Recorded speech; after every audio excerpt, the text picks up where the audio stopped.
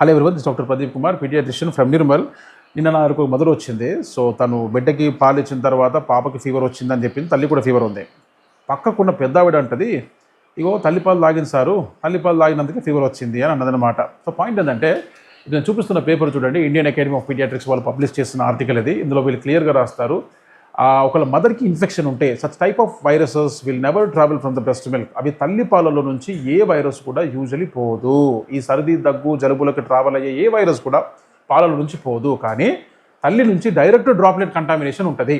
అంటే తల్లి దగ్గడం వల్ల, తుమ్మడం వల్ల, బేబీని ఎత్తుకోవడం వల్ల కంటామినేట్ అయ్యే ఛాన్స్ ఉంటాయి. దీనికి 3 స్టెప్స్ ఉంటాయి. నెంబర్ 1, అంటే రాకుండా ఉండడానికి 3 స్టెప్స్ ఉంటాయి. నెంబర్ 1, ఫేస్ మాస్క్ పెట్టుకో. నెంబర్ 2, హ్యాండ్ వాష్ చేసుకో. నెంబర్ 3, ఒక మంచి ఫ్రెష్ టవల్ని పైన వేసుకొని బ్రెస్ట్ మిల్క్ ఇవ్వు. అర్థమైందమ్మా? నీకు జలుబు దగ్గుంటే, మదర్కి జలుబు, దగ్గు, వైరల్ ఇన్ఫెక్షన్ ఉంటే ఈ 3 స్టెప్స్ నువ్వు పాటిస్తే బేబీ సూపర్ ఉంటుంది. ఏ ఫీవర్ రాదు. Okay, thank you.